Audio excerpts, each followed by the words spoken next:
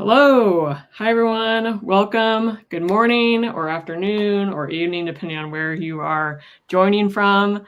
My name is Kate. I'm on the marketing team here at Bolt.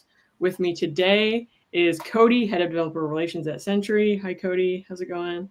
Doing good, doing good. Excited to be back for day 3. Day 3, and also Jay. Jay is the founder of Best of AI, mentor, coach, and he has taught hundreds of students how to use AI more efficiently. So this is our third and final installment of this series.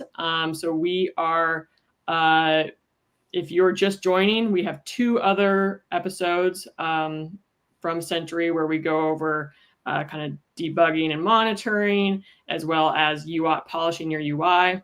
Today we'll be going over polishing your UX. So user experience, what does it mean? What is the deal with UX? If you've never heard of it, if you've been following us on our socials, we've been putting out some judges, spotlights, and every judge has said we want to see a polished UI, we want to see a good user experience, we want to see that stuff that really elevates these projects. So if you're building for the hackathon, this is going to be a super helpful series. But if you're not, welcome as well. We love user experience in the hackathon, out of the hackathon, anytime. So for the hackathon, we are at 118,000 builders. So we are just cooking over here. You can still sign up. You can still sign up for the hackathon. You will still get the builder pack. In the builder pack, you actually get 6 months free of Sentry. So if you've been watching this stuff and you're like, wow, I don't know how to, get started, what tiers for me, you get 6 months free. So you could just try it and see how cool it is. So that's super awesome. We'll be sending out builder packs for up to 24 hours before the submission period. So that will be Sunday. So you still have a few more days to get in on that. Let's see what else. These will also be recorded. These are all going to be on our YouTube channel.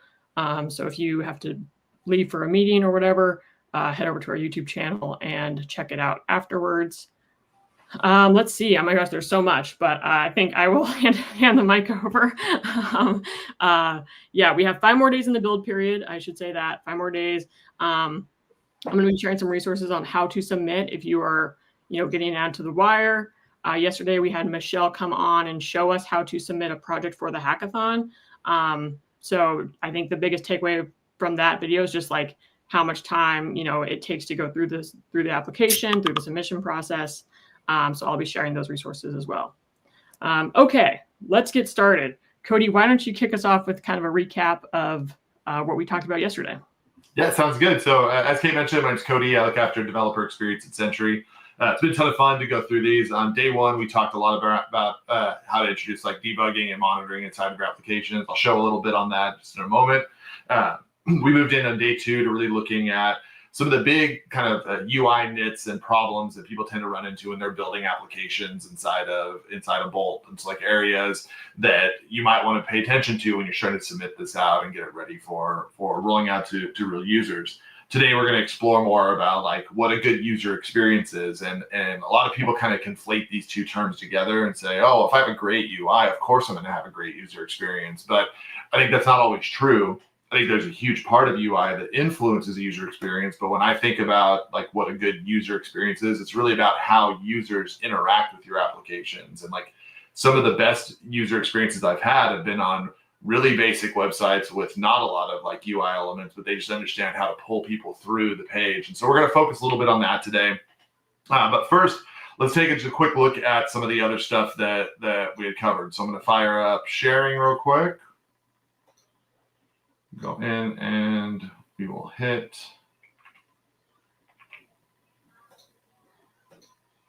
share. We should be good. I'm going to assume that everyone is seeing my screen. I'm actually sharing the wrong screen, so that wasn't the one I wanted to share.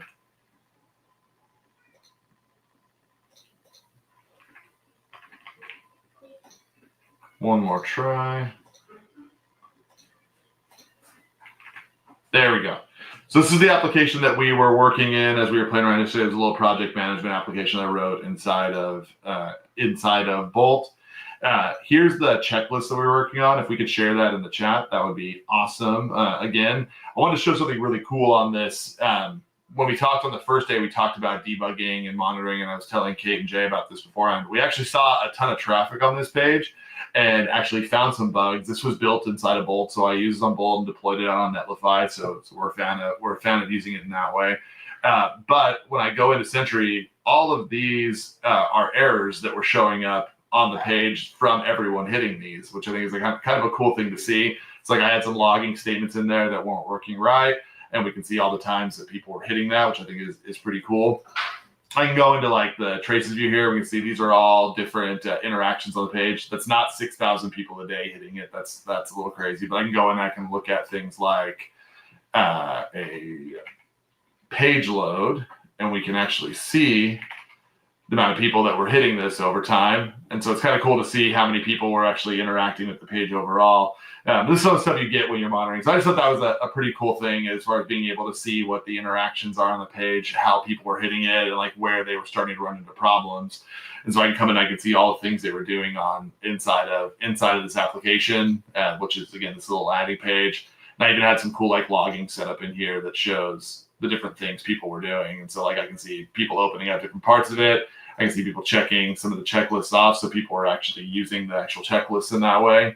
And so all of these are like things that I get knowledge about how users are using the application. I talked on the first day about going into replays and being able to watch how users were interacting. And so like less than a minute ago, somebody on this IP address was hitting the app, and I can go in and hit play, and we can watch and see what they were actually doing on there. So expanding that out, scrolling around, we can see what they're actually doing and how they're interacting with the app. We talked on the first day about unmasking this, because by default it was all the asterisks, if you remember.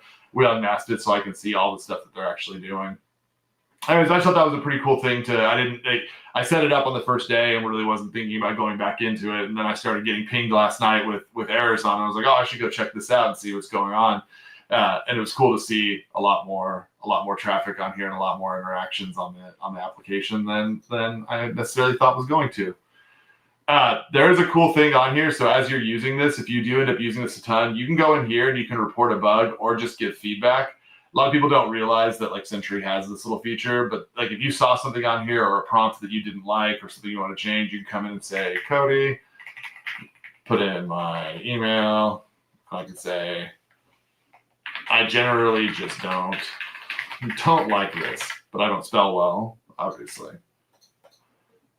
I can send that bug report, and this actually goes into a special section on Sentry, which is kind of cool. We have a user feedback module, and that user feedback module will collect things like this that I can then go through and act on. So it's kind of cool to be able to get that. There it is. So that comes in when someone submits user feedback. You can go in and see the replay for it. You can see their message. I use this when I want someone to check out an application. And if you ever go on like Sentry and you look around and you see that button on the bottom, we actually use this a ton internally. We have a Slack channel internally that all user feedback goes into and that we like hand off to different teams to go and fix stuff on. I was going to ask that. Can this be automated? Like, if someone sends this in, can I send an email automatically or route it somewhere else? That'd be really cool. Yeah, we do. We do that. We definitely do that internally. And so like we have some different like agents running at all times, so I can go and like tag an agent in to look at it, and like if I want to have it automated, like go and try to fix it, have it go and fire off. So yeah, there's a bunch of automation on this that's like super useful. We use it. I'd say like the most common places it's used a ton on the Sentry docs. So like different parts of the doc site have like a submit a feedback button on it. So like they come in here. And then also if you're inside of Sentry itself and you go in and like there's different parts of the app where there's like this right here, this is that user feed that looks pretty much the same, right? So it's like the same user feedback module. This drops in and collects a ton of information about the session. So like I share that out a ton. I use it a ton on projects. It's super helpful. Yeah, I think that we didn't share that previously, but I think that ties in nicely with what we're going to talk about today. Because if you have a bad user experience, you want to be notified that people don't like the way that your app is currently working in terms of that experience. And adding something like that just allows that communication line to be quickly accessible. So this is awesome. Yeah, and you don't have to like you don't have to ask them, hey, can you submit screenshots? Hey, can you tell me exactly what you're doing? You're going to get the replay and you're going to be able to watch their flow and everything. And so it's like a very lightweight way to be told when something's not going well. Like the thing about UX, and as we start, diving into the UX topic more, like not all bad user experiences cause errors. Not all of them crash. So even if you're not using Sentry at all, if you're just tracking errors in a different way, or you're looking on server logs for things going wrong, like a bad user experience is just one that makes a user not want to use your application, right? And so like we're usually hungry for ways to get like tracking around this or ways to get notified when that's there. And like this is it's a great way to do it. Yeah, absolutely. The whole point of an application, in my opinion, is like to get people to find value in it, come back and use it again.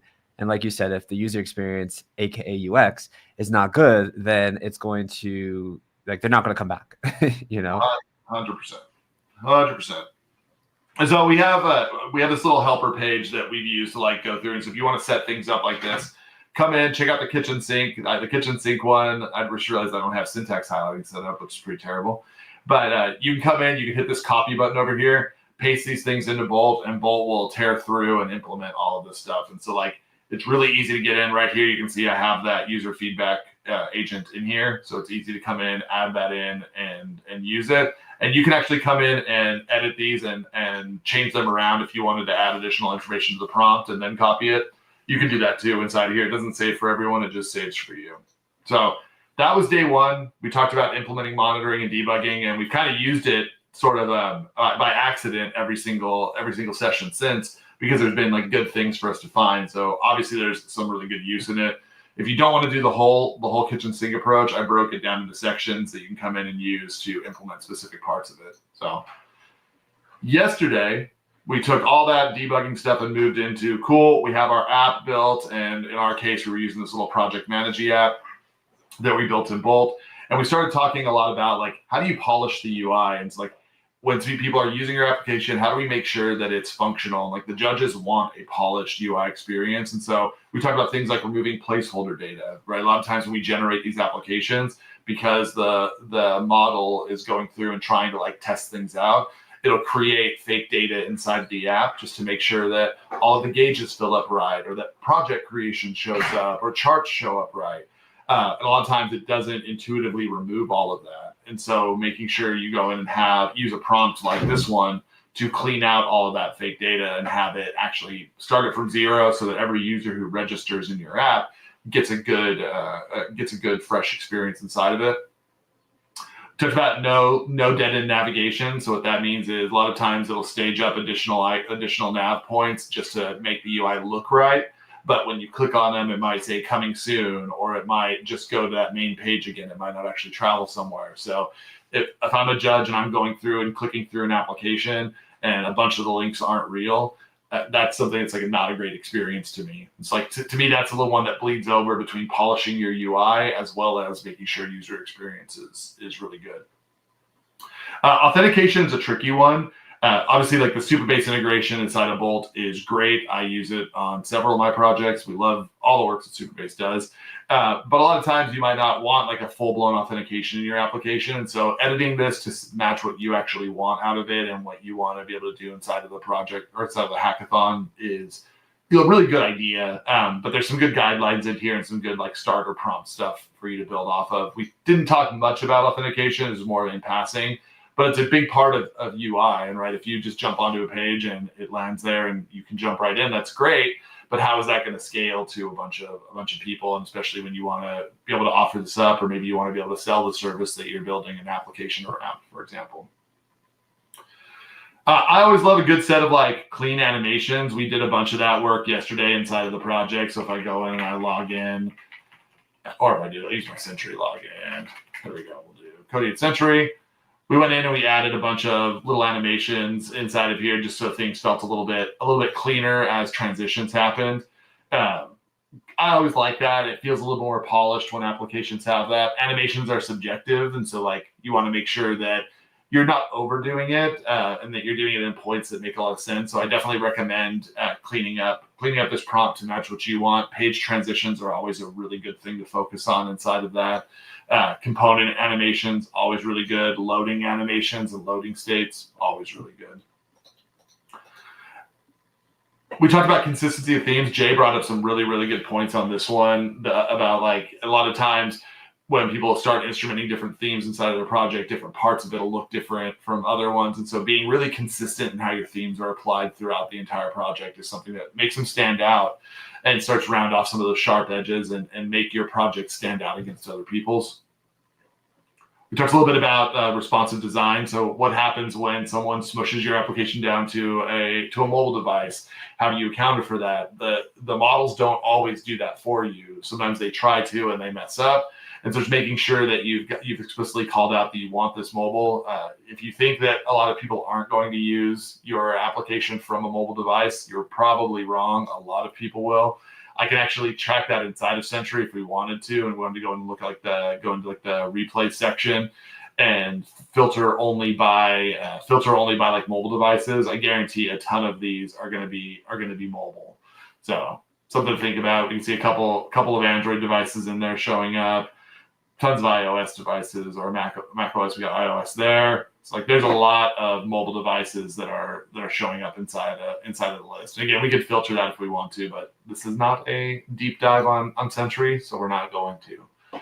And then the other one that we closed out on was just like, how are you handling when things go wrong inside your application? It's a terrible UI experience when you click a button and the huge red box comes up of everything being broke. And so those were like a lot of things we focused on as we went through UI. Hey, Jay, did you have any thoughts just as we kind of wrap up the refresh on UI, stuff that came to you after our conversation or stuff you wanted to add in? No, I think this kind of hits the nail on the head. I would say that another thing that you can do is like look at what other people are creating on X and just look at what design choices they're making, take some inspiration from them as well. Obviously not copy, but you can always get ideas from what other people are doing as far as UI design choices, especially if you're not necessarily a designer. You can always just take inspiration from other areas. So I would also lean on that if design is not necessarily your strong suit. Yeah, and the other thing is like experiment a ton, right? Like, for example, we did a bunch of animations on here. It's easy for me to come back into Bolt. Let me zoom in a little bit so we get the chat back. I can come into Bolt and say, maybe I do think in a little bit this overdid the animations, and see everything like moves around at random times. It's easy to come in and say, I'm not a fan of the animations we created. Remove all the component animations, but keep the page transitions. Maybe I want good page transitions to happen, but I don't want every one of these components to have a unique animation for themselves. It's easy to experiment. I think that's like the best thing you can do in these hackathons is experiment with ideas and try things out, because it's easy to come back and say, never mind, bail out. I don't want to do that anymore. I want to change this one around. Yeah, and we showcased that on yesterday's video. So go rewatch the replay, but you changed the UI several times just by using Bolt. So don't be afraid to change the UI or change how the application looks. And you might get surprised at what the outcome is when you do so. And another point to what you just said is like the hackathon is the perfect environment to actually test and learn and potentially win some cash and prizes. Like there is no like, there's no pressure essentially to test and build and have fun, which I think is a really awesome opportunity for everyone involved. Absolutely. So cool. Let's jump in and start talking about the user experience side of thing. Yesterday, this page over here was locked. I've unlocked it, and I've got a couple of examples in here. The thing about user experience that's really hard is that it's very subjective to the application that you're using. And like there's some good practices and things like inside of product management that we think a lot about around like how do you create a good like UX that shines. But it is really subjective to the application you're building. And it's also subjective to the requirements that you have.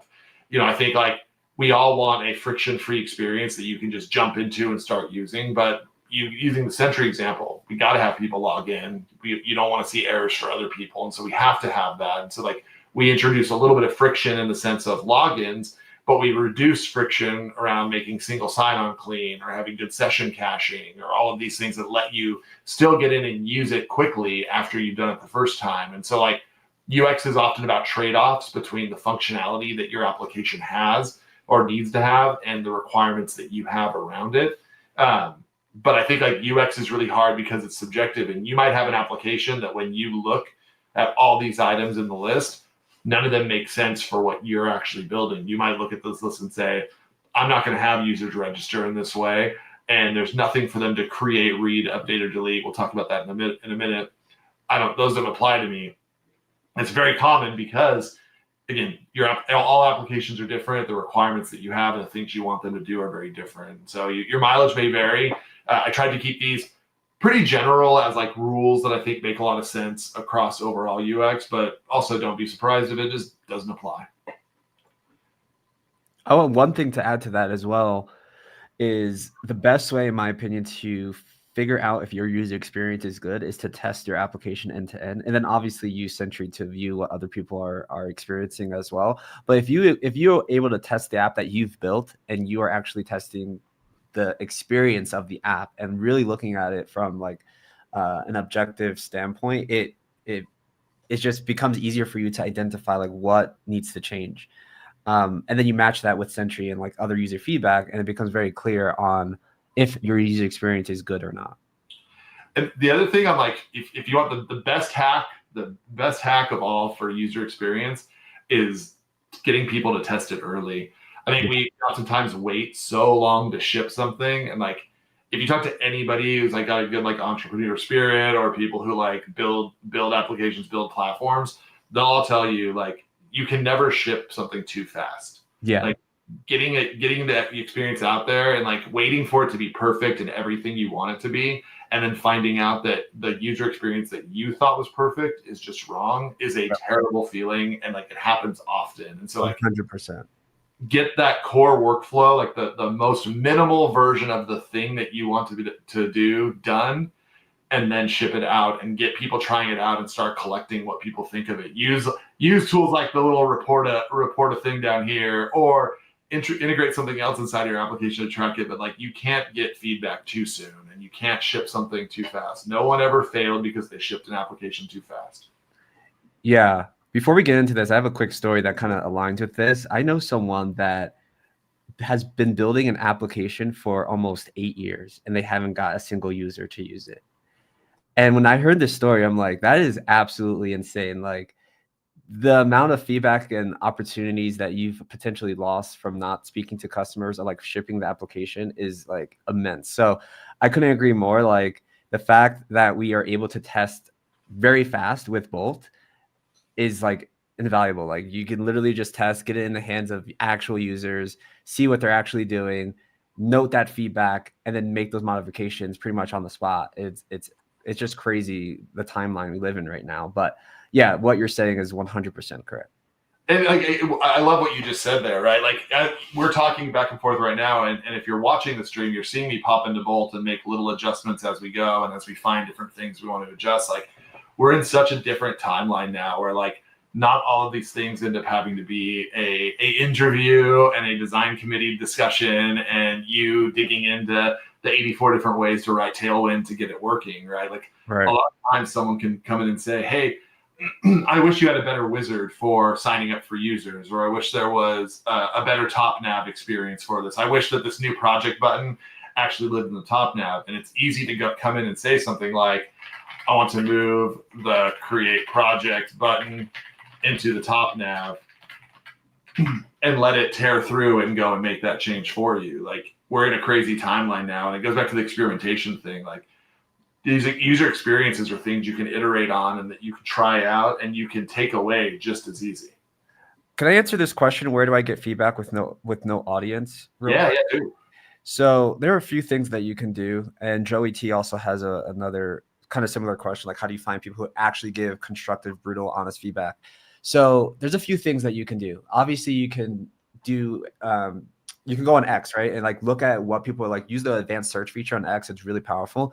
Another thing that I've done with one of my software companies that I started a few years ago is I would go into the forums of similar products that that are similar to my product. I would go into the forums and look at the 3-star reviews and just look at what the people are saying that the competitor application was lacking, right? And then that gives you a better understanding of like what you need to be focusing on from a real like user experience from feedback. Not only that, you can basically, if those people left reviews, sometimes their email is there, or you can reverse image search their image, and you can find their email and just email them and say, hey, like, I'm building this product. I would love for you to test it, become an early beta tester. And this is how I started one of my earlier projects, where I had 100 beta testers with no audience, but I was able to really find people who had the problem that I was trying to solve for and get feedback, get the product in their hands, and say, hey, like, I'll give you a discount, or you can try this free for a month, or whatever. But at least at that point, you can get feedback from people who are experiencing a similar problem that you may be facing. And then you can get that feedback from them and then iterate on your app that way.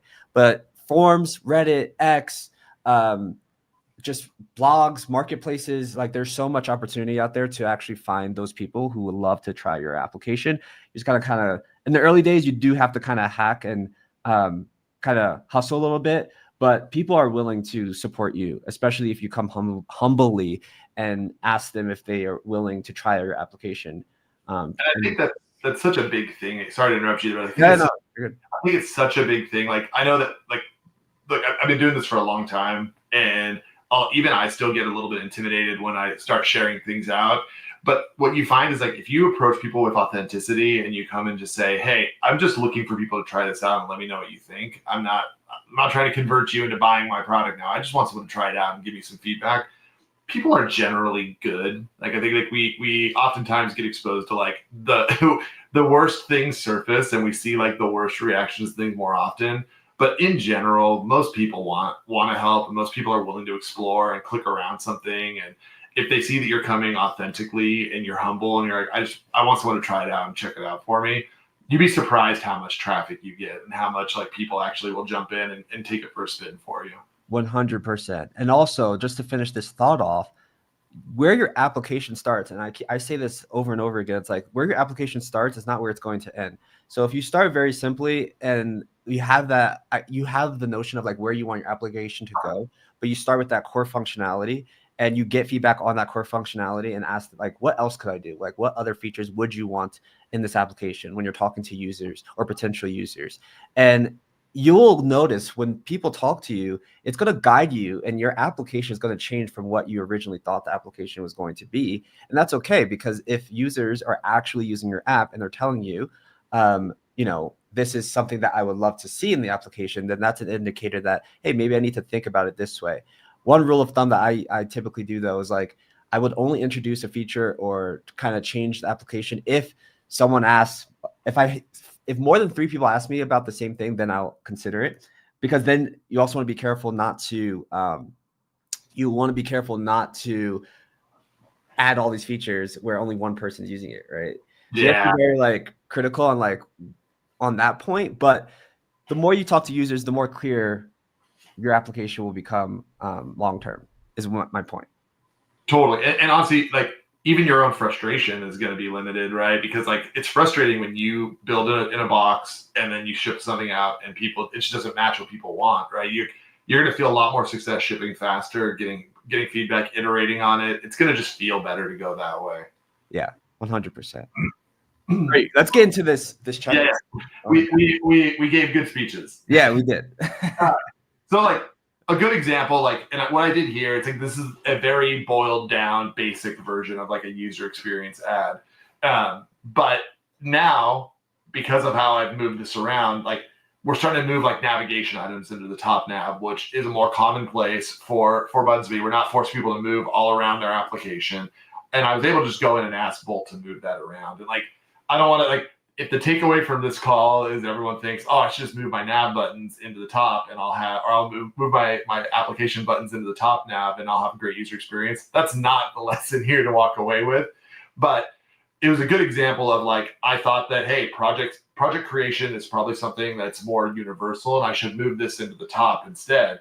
And, like, it's easy to iterate on that and make these little small UX nits. And now this becomes part of, like, the user workflow that I want them to move through inside of my application. And as we move into, like, the next steps, like things like user registration, things like Golden Journey, these are things you want to be really intentional on. I'll explain Golden Journey in a second here, but, like, good UX is, like, intentional. It means you're thinking about that user experience of using your application and what you want a user to do when and how you're removing the frustrating parts of that. I think the most common place that people see user experience, like wins or losses early on, is how you go about registering a user. I've seen really good examples of this where somebody will let you use the entire application, but when you want to save something, it prompts you to create your login or sign in so someone can go in and start using it and get experience. But then like when they want to save it or they want to persist their changes, they register for it. I've seen ones that are bad where it's 10 things on a form and somebody has to go through and fill out every one of these lines. All the fields are required. It doesn't submit. There's no form validation on it. And so it crashes a bunch of times. Like that's a bad user experience. So thinking about like what your user registration is and what are the things that are going to make sure that somebody signs up for it every time. This is a great reason why like Supabase does so well, is because like you can wire up things like social login really easy, and you have that option inside of Bolt to come in and set up that login here, and you can go in and say just log in with Google, log in with GitHub, log in with, they have a ton of different providers, and then they don't have to worry about like filling out these forms of registration. So just being intentional about what you want in the experience of someone signing up is probably like one of the earliest UX wins that you can have. I think you were going to say something, Jay?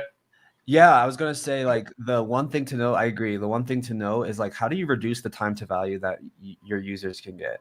Or time to do a useful thing, right? Like you need to say not value, time to do useful stuff. Right. So like what I mean by that, for those who may not understand, it's like, how quickly can you get the person in your application to start using it, find value, and and be like, hey, like this is actually solving my problem, without introducing like a ton of, like you're saying, like a ton of questions before they even get to access the app, because then it becomes annoying and it's like, I just want to use the app, you know? So you got to think about that type of stuff too.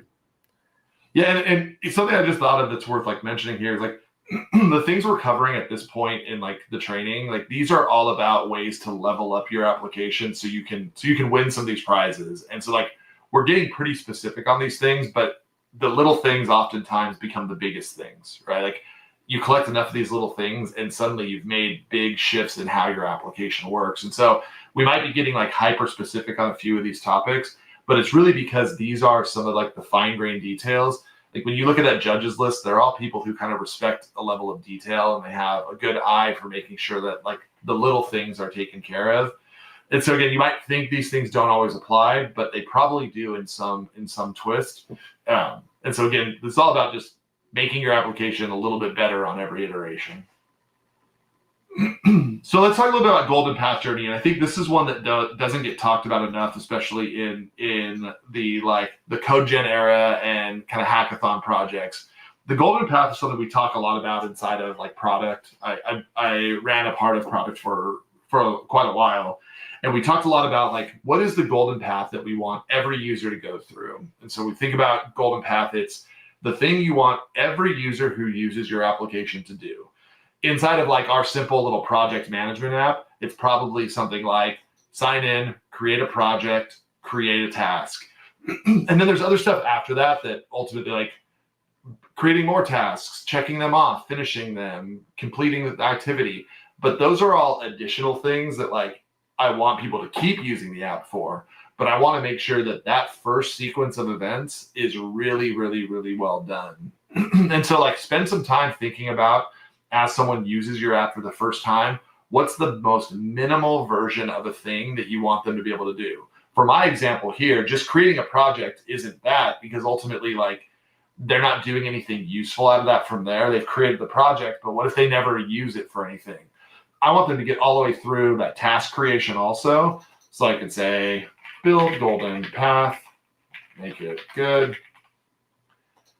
Because now if this is done, suddenly now they're able to come in, like they're getting the initial use out of this. They're able to see their project, they're able to see their task, they can check it off, like they can finish this thing. And like that is the path that for my app, I want to make sure is great, because if every user came into this and created their first project and at least tracked one task, I would feel like they were using it for what I intended. And so I would optimize all of my work around making sure that that flow was perfect. Now, like there's things I'd want to enhance here around like, can I make it so that we can move between these tasks better? You know, a good UX here would be like, I want to be able to click and drag. I can't do that now. There's friction here. If I wanted to go in and every time I have to hit this 3 dots to go in and check one of these, that's a little sharper of an edge. I might want to tune that. And that's definitely part of UX, but I wouldn't call that part of like the golden journey. And for my app, again, it's subjective. And so it's like, what do you want out of it? But you'll get this information from your users around how they want the app to perform and the things they want to do. So my big takeaway here is be really intentional about what's in that path. Prompt it. So come in and like, I got some examples in here of what that looks like for my application. Write down your prompt. I do this on 100% of applications I build. What is the flow that I want a user to run through? And I write it down and say, you must satisfy these requirements. This is what every user needs to be able to do, and let it go tear through making that workflow for you. Any thoughts on that one, Jay? No, I think that makes total sense. I share the same sentiment. Like, just focus on one core thing, get that thing really working really well, test it, make sure it's good, and then move on. But yeah, I totally agree. Thinking about how you want the application to work from a ground level standpoint is really important. Also, you can also, like, if it's not so intuitive, like obviously certain applications may be more complex than others. Like this is a very simple app, so it's very intuitive to be like add a new project and add a new task, right? But let's say you're building something that's really complex. You can add tooltips, which is like basically little icons. You can ask Bolt to do this. I do it all the time, where you tell it to add a little circle with a question mark, and then when you hover over it, it explains what this thing does, and that becomes like it's pretty intuitive for the user to hover over that and then read like what actually needs to happen for the application to work. So adding little things like that also can help the user experience. So like it's kind of guiding them for more complex applications. Not every app needs that, but you can decide where you can add those tooltips. I'll show a cool trick that you remind me of a fun one. The tooltip thing is great. Here's a fun prompt that I've used on a few applications that I've put out there. When there are no projects created yet, make the new project button glow to get the user's attention. Nice. Yeah, I love that. So when we think of ways like the good golden path, if I know my path for my user that I want them to follow through is always creating their first project, why wouldn't I do things to highlight that? Or why wouldn't I do things that would make them pull attention to that flow? If I just create the app and leave it there blank and everything looks the same, what incentive is there or what guidance is there for the user to go in and actually do something on it? There's not really any, right? So we'll have that chew on that. But I think like these are fun little hacks. The tooltip one is a great one, right? Like little guidance, little tips inside of the application that tell you what to do next. We do in Sentry, we have like an onboarding checklist that pops up and tells you like, have you created your first project yet? Have you set up your DSN yet? And it's like we gamify it a little bit. So there's like 0 out of 6 tasks and it kind of pulls you through doing the next thing. Yeah. And that's how when you start looking at something like growth hacking or pulling people through in your product, that's how you do it. It's right. Getting people to do the next thing and like playing on people's want to like finish a checklist off. Absolutely. I've also done something where I would film a video. So like if there was no project, let's say, I would have a video pop up that says like, hey, if you want to learn how to do this, click this video. It's like a 1-minute long video. But when I did that, a lot of people were really impressed, but also they were like, oh my God, that was so helpful. Like I really enjoyed the video walkthrough of you explaining how to do this. And now I understand it fully. So doing things like that as well, like checklists plus videos, these tool sets, all these little things really do improve user experience. Totally. So you see it's getting a little pulsing up there. I'm not as wild about this if I'm totally honest with everybody. Like that's a little bit less than what I want it to be, but I was pretty vague. Yeah. But I can start playing with this now and doing different things. You get the concept. Absolutely. So cool. We talked a little bit now about like the golden path journey. I think like this is this one to me should be the first one on the list. User registration is probably separate. Like being so intentional about this is going to take you a long way. This one gets overlooked a lot, and like CRUD is something that is like a term that most people don't like. Not like people that's here in development a lot, you probably don't know. But what it stands for is create, read, update, and delete. the first version of this application that I wrote when I was setting it up to do these calls and do this setup with everybody didn't have project deletion in it. It had the ability to go create new projects, but I could never delete them. And so like, it looks great in an MVP and great in a demo to go in and create something, but what about when I want to clean things out? Or what does it look like when someone is done with a project or wants to finish one up? What if I misspelled something? What if I capitalized part that I didn't want to? Like, these are all tasks that happen inside of an application quite often. And if you're not handling that at all, like that will get noticed by a judge. And it's like the worst experience to have a demo fail when you go and like type up something and you make a typo in it, and now that's stuck with you forever. It's not a fail necessarily, but like it's stuck with you forever that on that recording you finished the whole thing with operations spelled wrong or whatever. So being like, I will oftentimes prompt Bolt. I'll say, I want CRUD operations supported for everything I do. I want to be able to create, update, read, and delete everything.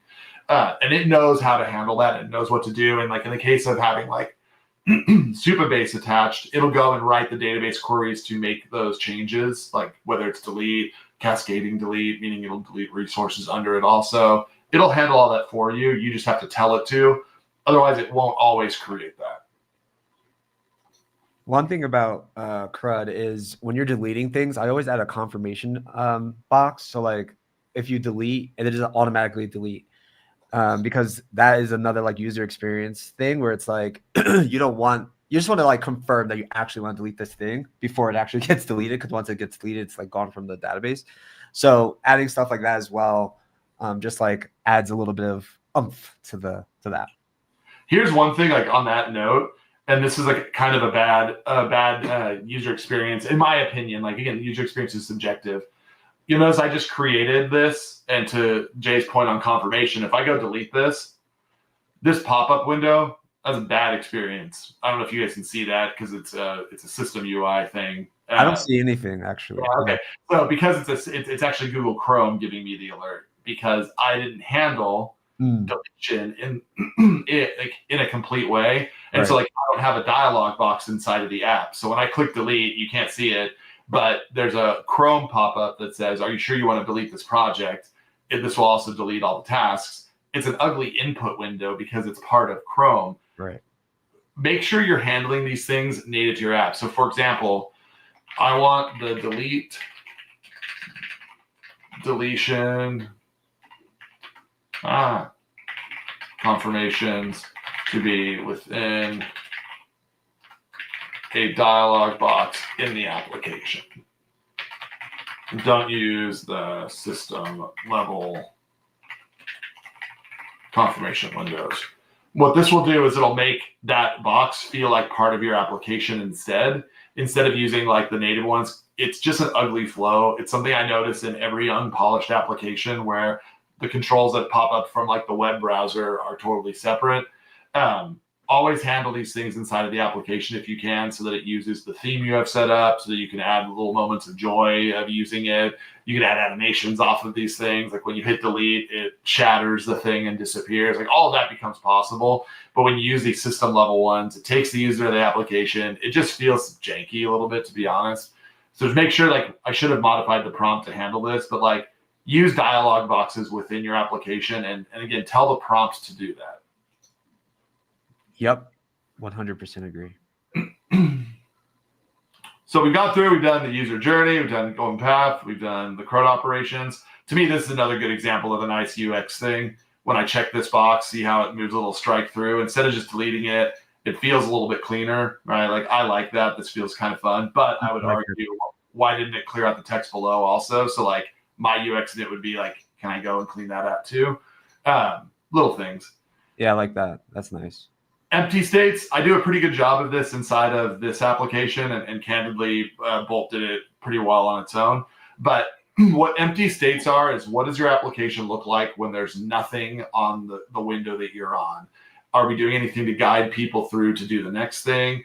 Does it just look empty and boring? Like a good version of this, or a bad version of this would be, when this is all zero, none of these boxes show up, and it's just like an empty canvas of nothingness in there, right? That's a bad, like, there's nothing there to guide me. That's a little boring. So like a good version of this, oh, look, it's already finished that part of it.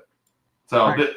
this is a way better experience than what was there before. This is a very clean deletion flow overall. So I delete that. This is a good example of not having empty state. An empty state would be if this was completely missing, right? This whole thing was not present in the app. So if I went in and we'll do a little hack thing real quick just to show a good example. That is a bad user experience, right? Like there's nothing to guide me on what to do next. It just looks empty. It looks boring. But if we refresh and we take a look, having something that like calls out, hey, there's no projects yet, you should create one, right? Like I might be a little bit more intentional about this and have like a button down there, for example. Empty states just mean what does your application do when there's nothing there. This isn't great in the sense of like it tells me there's nothing available, but like there's no action out of these. So something to think about is how you handle empty state.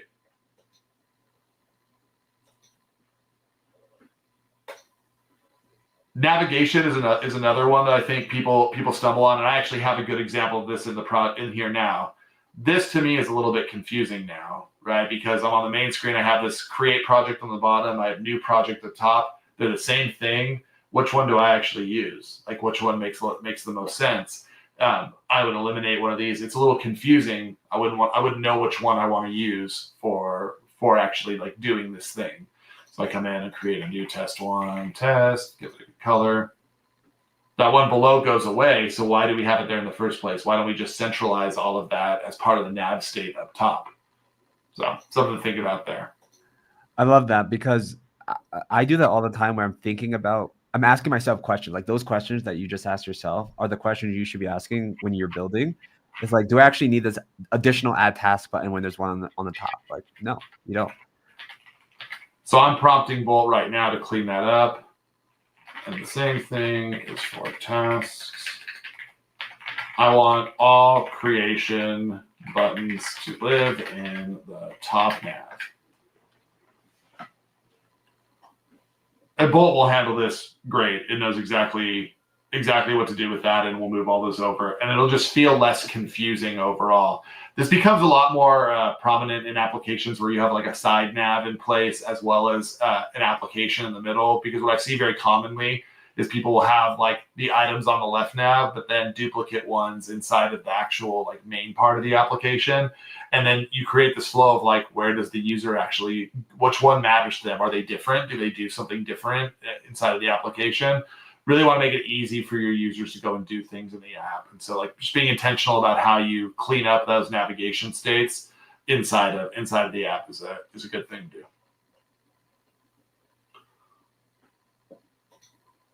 I'm very, very guilty of overwhelming interfaces. Like I get all of these ideas and I start throwing all of them together and I want to build this thing that does 20 different things. And then it becomes like overwhelming for the user to know where to actually jump into and what they should actually do. You can think of like overwhelming interfaces as a longer version of the golden journey. Like what are the things you want your app to do? And how do you actually make it approachable for users? And so thinking a lot of like, what information are you presenting to user at any given time? How do you expand out certain parts of the application? A bad version of this was the first version I did. All of these were expanded out always, and you just scrolled a ton, but it felt overwhelming. And so what I did was I collapsed them into accordions so that people could come in and expand out the ones they wanted to see at any point. You see a little like dimming happens for the other ones when I expand that out. It just feels a little bit easier to approach and easier to consume overall this way. So like just making sure that the way you're building these, like the interfaces and the interactions are light enough for users. You can prompt Bolt in this case. You can say, place detailed information behind accordions. That's what these are. The technical term for these are accordion views. You can put them behind accordions. You can tell it to take a more minimalistic view on your application. Like there's a lot of options here. You can the discuss is a great use case for this. You can go to discuss and say, I feel like I'm presenting too much information to my users. What strategies can I use to make my interface more concise? That's a great way to approach it also. So just finish that other task by coming here now. Now add task is the only one on the top. That's great. Ooh, look at that. Oh, it failed the first time, but it was just reloading. I thought it was a broken nav thing, and we were gonna have some fun with it. But now all of those are centralized up top, which I feel much better about. Nice. I always like to use tabs as well. Oh yeah, tabs are good. Yeah. Google, so overwhelming interface, that's a good thing. And I think we hammered pretty good on user feedback systems overall. We're cruising up on time, so I want to leave some time for Q&A, but we talked a lot about the importance of user feedback. Any more thoughts on that, Jay? No, I think we covered it. It is important to keep a log of those feedbacks. Obviously, you use Sentry to do that. And then score like what you think, especially if multiple people are asking for a thing or a change, score like the priority of that additional change or feature addition is important. So just being intentional on applying the user feedback, I think, is important. And that's your decision to make as you're building your application, but it is important to note. Yeah, I like that. And it's all subjective, right? Like ultimately, like at the end of the day, your app is your own to decide what you want to do with. And like I've had times where I've built something and people have said, I really want this feature, but I know because of the roadmap, that's not something that I want to add, or I have like a very specific reason for it. At the end of the day, like you want people using your application, and you should really choose those moments that you disagree carefully, because your audience is telling you what they want to see. But it is your project, and part of the joy of this is I'm building the thing for me. I'm building the thing for what I want it to be. And that's okay too. Just be intentionality matters here, and it matters for you to pick the thing that matters to you and that you're building for. Yeah, 100%. Couldn't agree more on that. We have finished the checklist. We have about 9 minutes left, and it's our last one. I feel like it's like the last episode of the Wonder Years. We're going our separate ways, Jay. I know. I really enjoyed my time doing this with you, Cody. It's been a lot of fun. So I'm kind of sad it's over, but we have 9 minutes. So guys, if you have any questions for me, Kate, Cody, put them in the chat wherever you're watching from, and we can answer them. I did have one question for you, Cody. When you're starting your projects, what do you normally start with? I always start with like the authentication. But I'm curious to know like what's your process like? So this bites me every time, but I still feel like it's the right path for me. I start with the thing that I want people to do, like. And I add auth in later. It tends to be, I'll be honest and say it's a little rougher, because going in afterwards and setting up auth, it always tends to break things or make things a little tougher. Yeah. But I always want to make sure the flow of like the solution I'm solving for is really captured really well. And it's more important to me to get that right than it is to have like the authentication right. And so usually my flow looks something like this. I'll go in and I'll build the scaffold. So in the case of like this project was made only for these calls. I didn't have auth at first. I just had the project creation flow.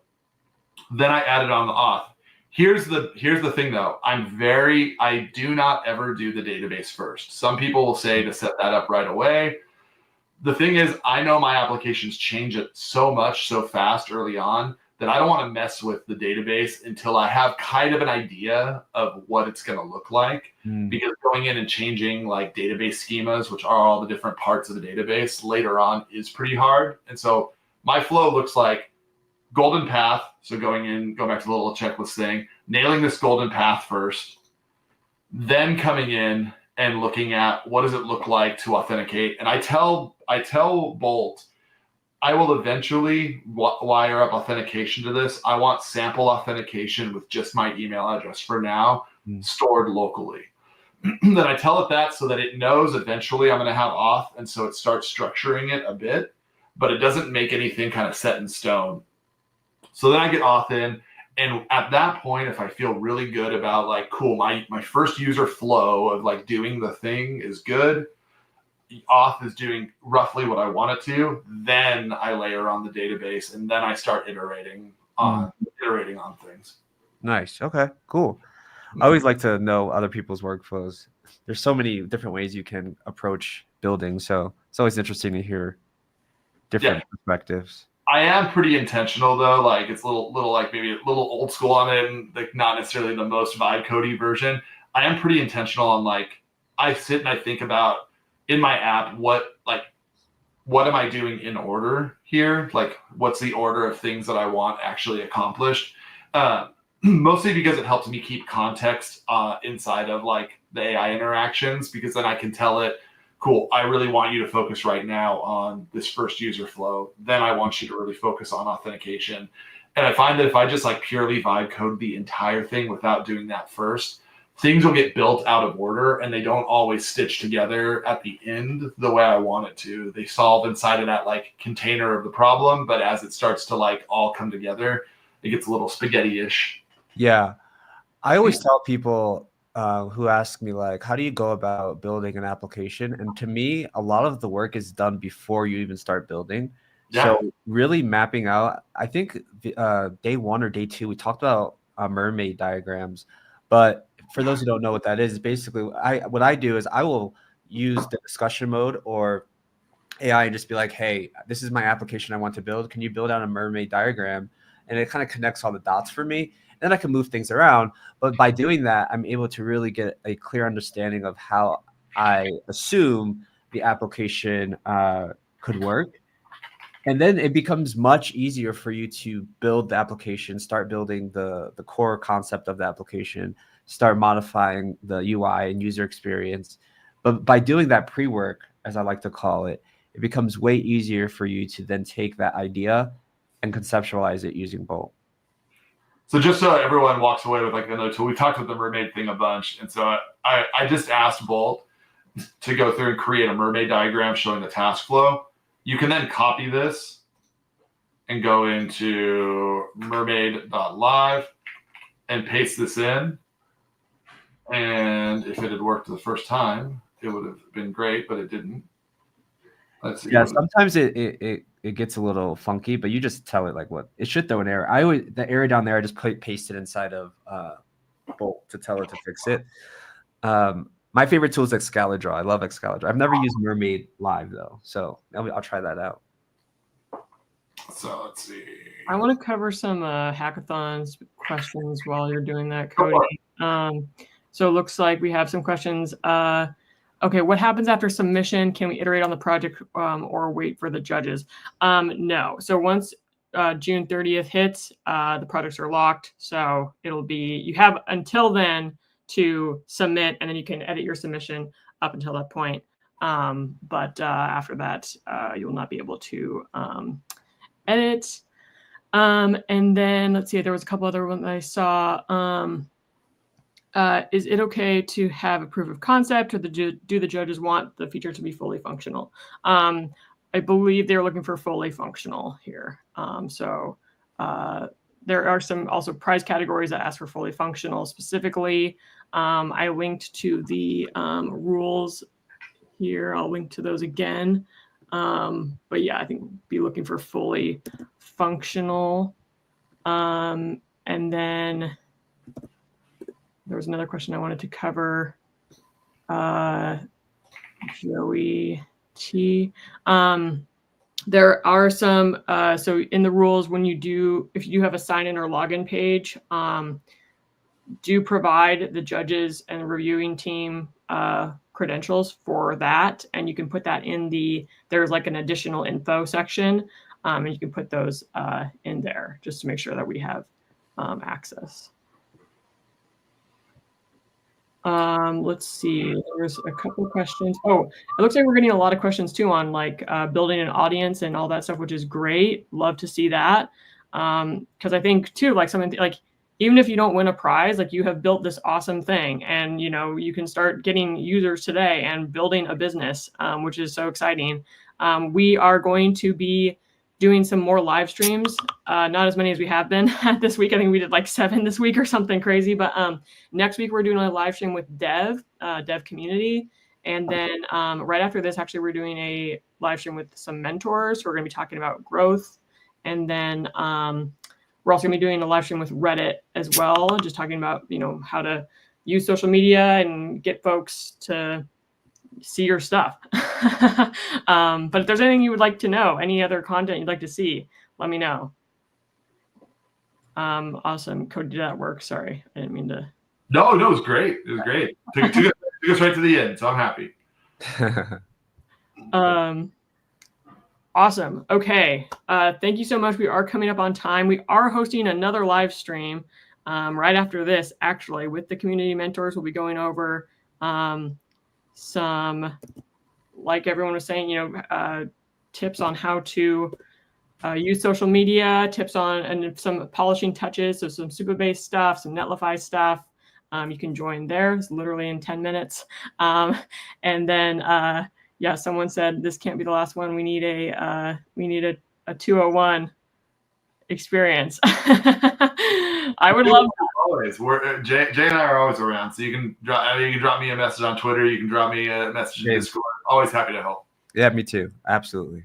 I would love, and yeah, I think no, this stuff is definitely like super helpful. Like we said, not just for the hackathon. This helpful stuff for anytime you're building anything, anytime you're providing a service or a product or experience, like you just want your users to love it. So and it's constantly growing, right? Like there's always stuff to learn. Like even if you're like this is it, this is the best experience. Like you can always learn from.